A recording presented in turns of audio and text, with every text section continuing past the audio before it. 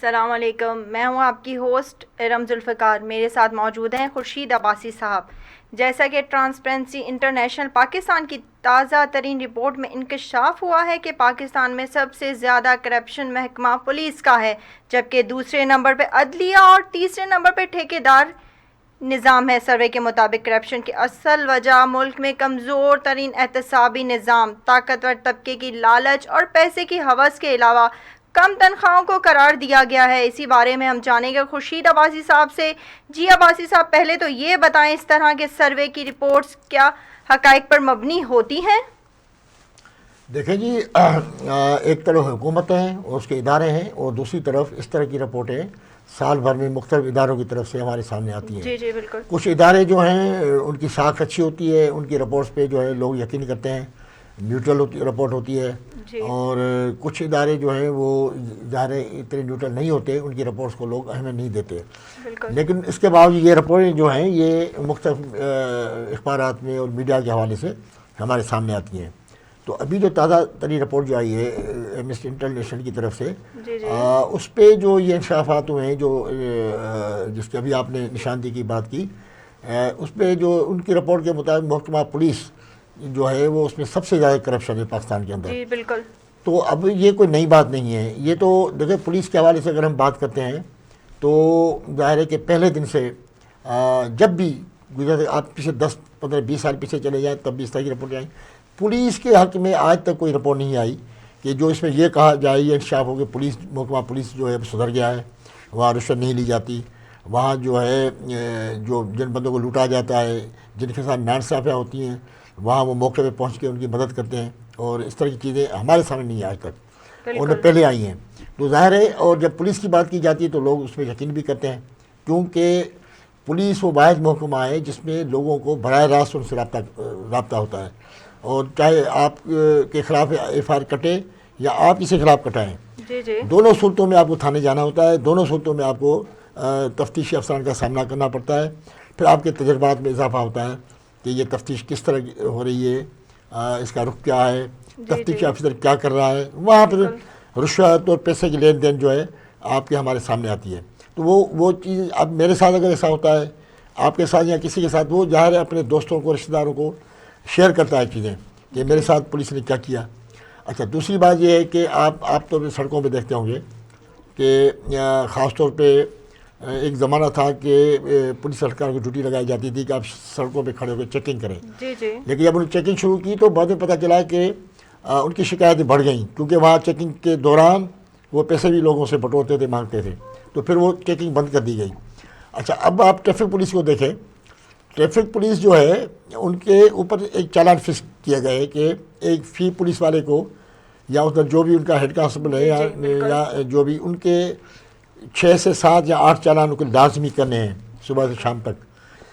ہوتا کیا ہے کہ صبح کو دوسرے کاموں میں لگے ہوتے ہیں ادھر، جب شام ہوتی ہے ان کو پتہ ہے مجھے 6 چالان پورے کرنے ہوتے ہیں، تو اس کے قریب سے جو بھی موٹر سائیکل والا سوار گزرتا ہے، چاہے وہ بہتر طریقے سے موٹر چلا رہے ہو، سب کچھ ہو، ان سے وہ ان کا زبردستی چالان کیا جاتا ہے۔ اگر کوئی جان بچانا بھی چاہے چالان سے تو اس کو پیسے دینے پڑتے ہیں۔ تو چیزیں یہ عام روڈوں پہ ہمیں یہ چیزیں نظر آتی ہیں، اس لیے پولیس زیادہ بدنام ہے۔ پولیس کا ہے یا حکومت کا ہے؟ اس میں دیکھیں، قصور ہے، حکومت نے کس کو ایکشن لینا چاہیے؟ حکومت نے تو محکمے بنا دیا نا، اب اس کے بعد قصور سیدھا پولیس کا ہے، وہ پولیس کو کی باقاعدہ تربیت ہونی چاہیے، ان کو سمجھانا چاہیے۔ دیکھیں، اگر میرے جیسا صحافی جو ہے سگنل توڑ کے بھاگتا ہے اور پولیس والے مجھے ہی پکڑیں تو میں چالان کر دوں، میں بھی شرمندگی سے چپ ہو جاؤں گا، یار میں نے سگنل توڑا ہے، مجھے رنگیا تو پکڑا گیا ہوں، تو وہ بھی میں بھی شاید اس چالان پہ انکار نہ کروں، بھائی کر دیں۔ لیکن جب آپ بغیر کسی غلطی کے، اور آپ کو اپنے کوٹا پورا کرنا ہوتا ہے شام تک کا، آپ کسی بھی بندے کو خام خواہ روک کے اور ان کو زبردستی سے چالان کریں، 63 کے لگ بھگ جو ہے آپ کے پاس چانس ہوتے چالان کرنے کے، کاغذات نہیں ہیں، شناختی کارڈ نہیں ہے، فلاں نہیں ہے، آپ نے سیٹ بیلٹ نہیں باندھا، آپ نے فلاں، اس طرح سے تقریباً 63 کے لگ بھگ مختلف نوعیت کے جو ہے چیزیں ہوتی ہیں جس پہ ٹریفک پولیس کو اختیار ہے کہ آپ کا چالان کر دیں۔ تو کوئی نہ کوئی آپ الزام لگا کے آپ کو کوئی نہ کوئی کمی ہوتی ہے کہ آپ کی لائٹ صحیح نہیں ہے، آپ کو جب آپ چلتے ہیں تو لائٹ کو آپ نے جو ہیڈ لائٹ کیوں چلائی، آپ اس میں چالان کے مختلف قسمیں، تو اس پہ کرتے ہیں۔ اس کا حل کیا نکلنا چاہیے؟ حال یہ ہے کہ ہر شہری کو قانون پہ عمل کرنا چاہیے، نمبر 1۔ نمبر جب سر پولیس ہی عمل نہیں کرتی تو شہری کہاں سے عمل کرے گا؟ ہاں یہی بات ہے۔ تو یہ جب پولیس کا معاملہ آتا ہے تو پولیس کو جو ہے ظاہر ہے سب سے پہلے پولیس کو عمل کرنا پڑے گا۔ جب پولیس عمل کرے گی تو سر شہری خود ہی شہری عمل کریں گے۔ تو یہاں پہ یہ تو پولیس پہ جو الزام لگتے رہے ہیں، بیچ میں چند سال پہلے یہ کوشش کی پولیس کو جو ہے فرینڈلی بنایا جائے کہ لوگوں میں جو خوف ہے راز سے ختم ہو۔ تو لوگ اگر موبائل چھن جاتی ہے خوف سے تھانے پہ نہیں جاتے کہ یار اگر 50,000 کا موبائل میرا چھن گیا ہے تو اس کی ڈبل سر ان کو رشوت دینی پڑ جاتی پتہ نہیں کیا کرنا پڑے، کوئی دوسری چیز ہو جائے، تو لوگ اس خوف سے تھانوں پہ جاتے ہی نہیں ہیں۔ پھر کچھ دن یہ ہوا کہ تھانوں کے مین جو دروازے تھے وہاں پہ ایک رپورٹنگ سینٹر بنایا گیا تاکہ کوئی خاتون ہو، کوئی بزرگ شہری ہو، کوئی عام شہری جو جن پہ خوف ہے وہ گیٹ پہ ہی جا کے ایف آئی آر کر کے چلے جائیں۔ لیکن آگے چل کے وہ بھی چیزیں ختم ہو گئیں۔ اس میں باقاعدہ وہ بٹھاتے تھے عزت احترام کے ساتھ، کو سمجھایا گیا تھا کہ ان کو آپ پانی پوچھیں، ان سے اگر کوئی چائے کی ہو تو چائے بھی پلا دیں، وہ لوگوں سے بڑی دوستانہ انداز سے بات کریں تاکہ لوگوں میں جو پولیس کے خلاف نفرت یا جو نگیٹو چیزیں لوگوں کی ذہن میں آ رہی وہ ختم ہو سکیں۔ لیکن اس پہ بھی عمل نہیں ہو سکا، وہ معاملہ ختم ہو گیا۔ پھر ایک کچھ بھی بیچ میں آیا کہ جو ہے آئیڈیل قسم کے تھانے بنائے جائیں ہر ڈسٹرکٹ میں تاکہ لوگ وہاں جائیں اور آئیڈیل تھانوں میں جا کے اپنی شکایت بھی کریں اور ان کو جو ہے اس طرح کے ماحول ملے تاکہ وہ خوش ہو جائیں۔ لیکن آگے چل کے وہ بھی ختم ہو گیا۔ تو اس کا ختم ہونے کی بڑی وجہ کیا ہے؟ وجہ سیدھی سی بات ہے کہ ہمارے ہاں جتنے بھی فیصلے ہوتے ہیں ان پہ امپلیمنٹ نہیں ہوتا۔ یہ ایک بڑی شکایت ہے حکومتوں سے بھی، لوگوں کو، ریاست سے بھی، اور جو اس ریاست کو یا حکومت کو چلانے والے لوگ ہیں جو ذمہ دار ہیں ان سے بھی ان کی شکایت ہے کہ ہر شعبے میں جو ہے جہاں جہاں جو فیصلے ہوتے ہیں، ہمارے قانون اتنے زبردست ہیں، بہت اچھے قانون ہیں، لیکن ان قوانین پہ عمل نہیں ہو رہا ہے۔ اب یہ قانون تو اچھا ہے، جب عمل نہیں ہوگا تو فائدہ کیا ہو؟ اس کو فائدہ نہیں ہوگا کسی کو بھی۔ تو یہ چیزیں شکایتیں ہیں۔ تو اچھا اس پہ رپورٹ کے مطابق ٹرانسپیرنسی کی جو رپورٹ ہے، دوسرے درجے پہ جو ہے ہمارا جو عدالتی نظام ہے اس کو جو ہے وہ کرپٹ کرا دیا گیا ہے۔ اب عدالتی نظام میں آپ دیکھیں نیچے سے لے کر اوپر تک مختلف مراحل سے جو ہے لوگوں کو گزرنا پڑتا ہے۔ آپ پہلے وہ جو عدالت میں نیچے بیٹھے ہیں جو یعنی چپرائسی سے یعنی نائب قاصد کو کہا جاتا ہے، وہاں سے لے کر پیشکار سے لے کر اوپر تک مختلف مراحل سے لوگوں کو گزرنا پڑتا ہے۔ لوگ ان کو جب پہنچتے ہیں تو ان کو پتہ چلتا ہے کہ بھائی یہ جو فائل ہے میری کس طرح آگے جائے گی، اور پھر اس طرح کے الزامات رکھتے رہیں۔ اور وہاں ہم نے دیکھا ہے کہ عدالتوں میں بھی اس طرح کے لوگ گھوم رہے ہوتے ہیں جو آپ کے پاس آتے ہیں، آپ سے آگے بات کرتے ہیں، بھائی آپ کو اگر فیصلہ کرانا ہے اپنے حق میں آپ مجھ سے بات کریں، اتنے پیسے لگیں گے آپ کو، اور آپ کا جو کام آپ کے حق میں فیصلہ آ جائے گا۔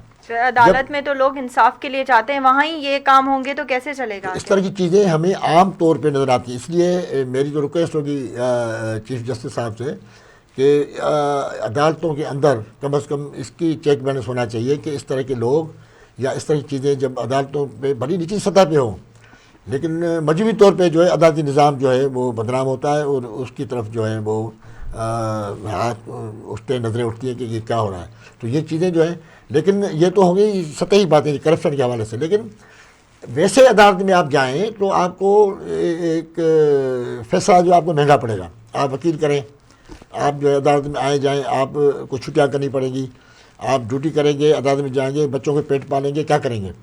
تو اگر آپ کا غریب کو تو انصاف نہیں ملتا، صرف پیشی کی ڈیٹس ملتی ہیں سر عدالت میں۔ بالکل ایسا ہی ہوتا ہے، ڈیٹس ملتی ہیں۔ تو یہ بھی ایک میں سمجھتا ہوں ناانصافی ہے، ان کو بھی حل ہونا چاہیے۔ تو مجموعی طور پہ اچھا پھر تیسری ذکر جو کیا گیا وہ ٹھیکیداری نظام کا۔ اب ہمارے ہاں کیا ہے کہ جتنا بھی ٹھیکیداری نظام چل رہا ہے شروع سے لے کر، تو ایک زمانہ تھا تو جو ٹھیکہ لینے والا اور ٹھیکہ دینے والا اور حکومت کے نمائندہ، یہ سب کے بعد 30% جو ہے وہ جو کمیشن ہے، یعنی بڑی فراغ دلی دیدہ دلیری سے یہ بات کرتے ہیں کہ 30% تو کمیشن ہے، سب آپ کو لین دین کرنی ہے، ختم۔ اب کیا ہوا آگے چل کے وہ 30% معاملات بڑھ گئے آگے۔ اب تو نئی نئی مثالیں ہمارے سامنے آئی، خاص طور سندھ کے اندر جتنے بھی جو ترقیاتی کام ہوئے اس میں بڑی گڑبڑ ہوئی۔ خاص طور جو سیاسی جماعتیں ہیں یہ اپنے کارکنوں کو خوش کرنے کے لیے ان کے کیئر آف جو ٹھیکے آگے بڑھاتے ٹھیکیداروں کو، تو ظاہر ہے کہ بیچ کی کمیشن بھی جائے گی، ٹھیکیدار بھی اپنے پیسے رکھے گا، جو کارکن جس کو ٹھیکہ دیا گیا وہ اپنے پیسے لے گا، تو باقی تو ادھر کچھ لگتا ہی نہیں ہے۔ وہاں جو بھی کوئی بلڈنگ بن رہی ہو سرکاری یا اریگیشن کا کام ہو، کوئی بھی مختلف موقعوں میں جو بھی ادھر پہ پھر وہ ظاہر ہے کہ وہ اس کا کام صحیح نہیں ہوتا. پتہ چلا کہ چند دنوں میں وہ عمارتیں گر جاتی ہیں، یا پتہ چلتا ہے کہ ان پہ جو بھی مٹیریل استعمال ہوا وہ بہت یعنی گھٹیا قسم کا تھا، سستا تھا، یا اس کے حساب سے نہیں کیا گیا، تو نتیجہ نکلا کہ وہ بلڈنگ گر جاتی ہیں یا وہاں پہ درانیں پڑنا شروع ہو جاتی ہے. شکایت عام ہے ہمارے یہاں. تو اب آپ آ جائیں، اس میں کیا ہوتا ہے کہ ٹھیکیداری نظام میں ٹینڈرز جو ہیں وہ طلب کیے جاتے ہیں، اور جب بندہ ٹینڈر دیکھتا ہے جو کچھ اس کے اندر لکھا ہوتا ہے تو بندہ حیران ہو جاتا ہے کہ کتنا شفاف قسم کا معاملہ ہوتا ہے. لیکن اتنے شفاف ہوتے نہیں ہیں یہ. جی، اسی ٹینڈر پہ لکھا ہے جو کچھ چیزیں لکھی ہوتی ہیں نا، تو اس کو وہ کوئی اتنے ماہرین بناتے ہیں ٹینڈر کہ اس میں جو ہے بندہ سوچتا ہے، جو عام بندہ جس کا اس فیلڈ سے واسطہ نہیں ہے وہ سمجھتا ہے کہ بڑے بہتر کام ہو رہا ہے اور بڑا شفاف کام ہو رہا ہے. لیکن ٹینڈر پتہ ہے کہ چھپی ہوئی ایک چیز ہوتی ہے اس کے اندر، اس میں آفر ہوتی ہے کہ اب اس میں اگر آپ پیسے دیتے ہیں تو آپ کو پہلے پتہ چل جاتا ہے کہ ٹینڈر جو آ رہا ہے یہ کتنی مالیت کا ہے، آپ کو پہلے پتہ چل جاتا ہے. تو یہ ساری چیزیں ہوتی ہیں، اس میں گڑبڑیں بھی ہوتی ہیں، کسی کو پیچھے دھکیل دیا جاتا ہے. تو آپ جب ٹھیکیداروں سے ملتے ہیں تو آپ کو وہ قصے کہانیاں سنائیں گے کہ ٹینڈر کامیابی کیسے حاصل ہوتی ہے. جو پرانے تجربے کار جو ٹھیکیدار ہیں وہ آرام سے اپنے ٹھیکے لے لیتے ہیں، سستے ملتے ہیں، کمیشن بھی دیتے ہیں، ہر چیز. لیکن متاثر کون ہوتا ہے؟ متاثر لوگ ہوتے ہیں، وہ عوام ہوتا ہے جن کے لیے یہ سرکاری عمارتیں بنتی ہیں یا سرکاری چیزیں جس کے لیے ٹھیکے لیے جاتے ہیں. سڑکیں آپ دیکھیں، سڑکیں چند سالوں میں خراب ہو جاتی ہیں، ٹوٹ پھوٹ جاتی ہیں، کوئی ان سے پوچھنے والا. اس لیے اس نظام کا یہ جو ساری جو باتیں کی گئیں ان میں یہ مین نظام ہے ہمارے، جس کی وجہ سے ہم متاثر بھی ہوتے ہیں، جن کی وجہ سے براہ راست لوگوں کی زندگیوں پہ اثرات ہوتے ہیں. تو یہ چیزیں تو ہمیں بالکل نظر آ رہی ہیں جس طرح سے جو بات کی گئی ہے. تو یہ جو ٹرانسپیرنسی انٹرنیشنل نے جو رپورٹ جاری کی ہے یہ مختلف اخبارات میں بھی چھپی ہیں، اور نیوز چینلز پہ بھی میرا خیال یقیناً یہ چیز آئی ہوگی. تو اس حوالے سے اگر بات کی جائے تو یقیناً جب یہ تینوں جو بڑے محکمے، تو سر اس کا حل کیا نکلے گا؟ دیکھیں، حل تو ظاہر ہے کہ معاشرے سے کرپشن ختم کیسے ہوگی؟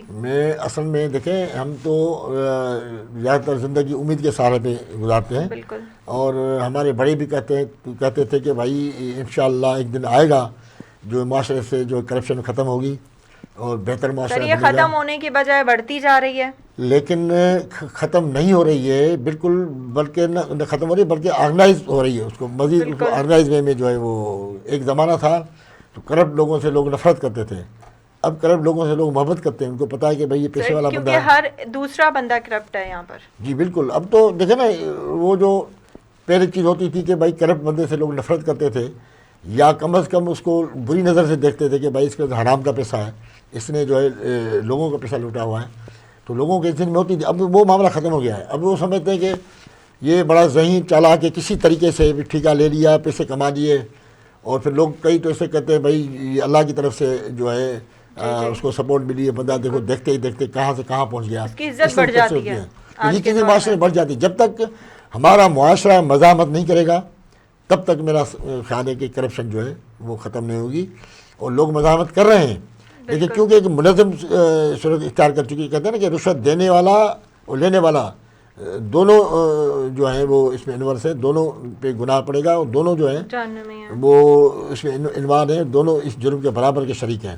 اب جو رشوت دینے والا ہے اس کو کام چاہیے وقت پہ، تو وہ تو دے رہا ہے، اس کی اس میں مجبوری بھی ہے اور اس کو چاہیے. تو اس میں زیادہ قصور دینے والے کا ہے یا لینے والے کا؟ میرا خیال ہے کہ دینے والے کا زیادہ ہے. کہ دینے والے اپنا ہاتھ روک لیں. سر لینے والا پھر وہ کام نہیں کرے گا کب تک؟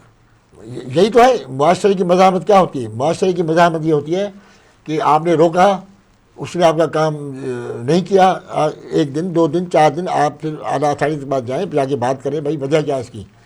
تو اس میں جب ہر طرف سے یہ مزاحمت شروع ہوگی تو اس کے اثرات آپ کو نظر آنا شروع ہو جائیں گے. باقی سنگل لیول پہ تو ظاہر ہے کہ لوگ پریشان ہیں، لوگ چاہ رہے ہیں کسی صورت میں ان کا کام ہو جائے، لیکن وہ کام جو ہے وہ اس لیے نہیں ہوتا کیونکہ لوگوں نے اب رشوت کو اپنا حق سمجھ لیا ہے. جتنے بھی اس طرح کے محکمے ہیں جہاں پہ رشوت کی بات ہوتی ہے وہ اس کو اپنا حق سمجھتے ہیں کہ بھئی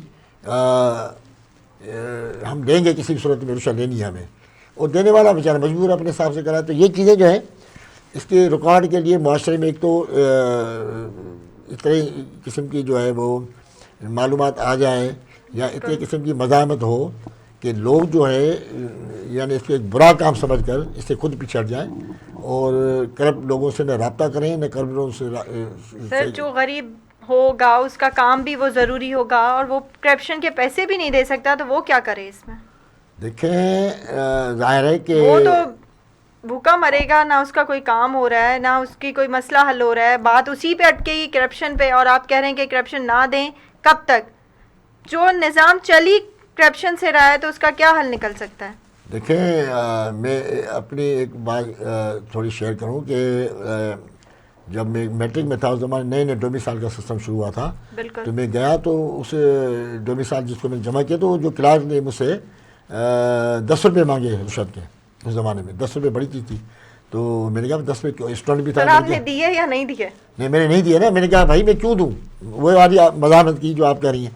تو مذاق کا نتیجہ نکلا کہ اس کو جب نہیں دیے تو اس نے کیا کیا، میری جو تصویر لگی ہوئی تھی اس پہ ڈومیسائل پہ، اس نے ایک پین اٹھائی میری تصویر کے ایک آنکھ میں سے لگا کے دوسری آنکھ سے نکالی اس نے میرے سامنے. غصہ نکالا اس نے کہ نہیں دے رہا ہوں تو میں یہ کر رہا ہوں. تو میں تو ظاہر بچہ تھا، میں آ گیا واپس. اب میں دیکھا کہ اب جب میں کچھ عرصے بعد اب جب گیا تو ایک ڈی سی آفیسر کی آفس میں وہ ایک سبڈنٹ کی چیز سیٹ پہ بیٹھا ہوا تھا، ترقی کر کے وہ وہاں پہنچا تھا. اس نے بڑے جو ہے وہ ٹوپی شوپی پہنی ہوئی تھی، داڑھی رکھی ہوئی تھی. اسی بندے نے تو اس نے وہ 4-5 حج کر چکا تھا. وہ ساری چیزیں بڑی مجھ سے ظاہر ہے. اب ڈی سی میرے ساتھ تھا، اسے خود تعارف کرایا کہ ہمارے. تو میں نے اس کو گھور کے دیکھا. میں نے کہا بھائی میں تمہیں پہچان گیا ہوں. تو اس کو تو پتہ ہی نہیں تھا، اس کا تو 10 لوگوں کے ساتھ ایسا کیا ہوگا. تو میں نے بتایا کہ یقین نہیں آ رہا. میں نے چلو چھوڑو، مجھے ایک تجربہ تھا لیکن تم ماشاءاللہ کیونکہ ایک سسٹم کے تحت وہ ترقی کرتا کرتا بجائے ایک تحصیل کی سطح سے ڈسٹرکٹ پہنچ گیا، اس بلڈ بن گیا. وہ اس کی تنخواہ بھی کئی گنا بڑھ گئی ہوگی. وہ 3-4 حج بھی کر کے آ گیا. لیکن مجھے جو یاد تھی کیونکہ میرے ساتھ ہوا تھا واقعہ، مجھے یاد تھا. تو اس لیے یہ چیزیں ہوتی ہیں. کہیں نہ کہیں جو بندہ بیٹھا ہے وہ آپ کے لیے رکاوٹ پیدا کرتا ہے، آپ کو ٹیز کرے گا، تنگ کرے گا، آپ کی فائل کو اٹھا کے پھینک دے گا اور دوسری فائل آپ کے سامنے نکال کے سائن کرے گا تاکہ آپ کو پتہ چلے کہ بھائی مجھے کچھ کرنا ہے، ورنہ سے میرا کام نہیں چلے گا. تو یہ جو چیزیں ہیں. اور پھر رشوت کے مختلف ہمارے یہاں ایک واقعہ ہوا، ایک بندے نے سرے عام جو ہے 4-5 قتل کر دیے دن دیہڑے. پتہ چلا کہ وہ پیسے دے کے کسی ہاسپٹل میں ایڈمٹ ہو گیا تھا پہلے ہی کہ اس کا انٹری تھی وہاں پہ، یہ تو یہاں ایڈمٹ ہے. جب کورٹ میں کیس چلا تو پتہ چلا کہ انہوں نے پیش کیا بھائی جس دن مجھ پہ الزام لگانے میں نے قتل، میں اس دن تو بیمار تھا، میں فلاں ہاسپٹل میں ایڈمٹ تھا، یہ میرا ریکارڈ ہے. تو یہ جو چیزیں ہوتی ہیں، جو ماہرین ہوتے ہیں جن کو اپنے کام نکالنے ہوتے ہیں، وہ طریقے سے یہ ساری چیزیں کرتے ہیں اور دیتے ہیں. بلکہ مجھے ایک ڈاکٹر دوست نے بتایا، اس کا ٹرانسفر ہوا، نے کہا کہ میں بیٹھا تھا کلینک میں سرکاری ہاسپٹل میں، تو میڈیو لیگل آفیسر بھی تھا، اس کو سرٹیفکیٹ مجھے پتہ نہیں تھا. ایک بندہ 2-3 چکر لگائے، اچانک داخل ہوا، میری دراز کھولی، وہ 25,000 اس میں ڈالے، کہتا بات کل ہوگی. تو میں حیران ہو گیا. ہم نے کہا پتہ نہیں چھاپا پڑنے والا ہے کیا ہے. ایک بندے تو پتہ چلا کہ دوسرے دن آیا آگے کہا کہ میرا فلاں سے پھٹا ہو گیا ہے، تو کیونکہ سرٹیفکیٹ میڈیکل سرٹیفکیٹ آپ جاری کریں گے تو اس میں تھوڑی فلاں ہڈی جو ہے نا اس کی دکھانی کہ ٹوٹی ہوئی ہے تاکہ اس پہ میری تاکہ مضبوط میری ایف آئی آر بنے نا. ہڈی ٹوٹ نہیں تو مینس کہ آپ پہ دفعہ اسٹرانگ لگ جاتے ہیں.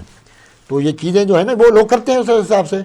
کہتا اس وجہ سے اس کو اعتماد تھا کہ جس کو میں پیسے ایڈوانس دے رہا ہوں وہ مجھے کل بھی انکار نہیں کرے گا، مجھے ضرور جو ہے وہ سرٹیفکیٹ دے گا. وہ انکار نہیں کرے گا تم نے پیسے. تو سب اس چیز کے اس معاشرے میں اب جو بھگدڑ مچی ہوئی ہے یا جو ہو تو وہ سب ایک دوسرے کے ارد گرد، اور سب کو پتہ ہے کہ کون رشوت، اور لوگ یہ چیزیں چھپتی بھی نہیں ہیں کہ کون رشوت لیتا ہے کون نہیں لیتا ہے. تو سر اس کا کوئی تو ہمیں حل نکالنا ہے نا. اس طرح کب تک چلے گا؟